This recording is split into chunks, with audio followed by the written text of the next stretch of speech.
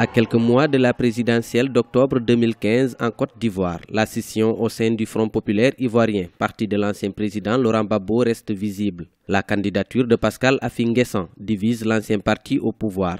Une faction du parti a en effet décidé de boycotter l'élection présidentielle. Des positions contradictoires à la base d'une rude bataille pour le contrôle de la principale force d'opposition du pays. Comment repositionner le parti?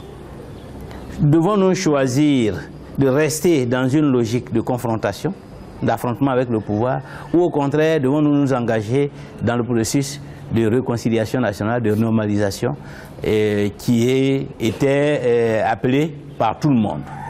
Personnellement, j'ai proposé et je continue sur la voie du dialogue, de la réconciliation, parce que j'estime que le pays a trop souffert. Dans un communiqué rendu public le 18 août 2015, la tendance du Front populaire ivoirien, menée par Abdourahmane Sangaré, un fidèle de Laurent Gbagbo, a déclaré ne pas envisager se présenter à l'élection du 25 octobre 2015.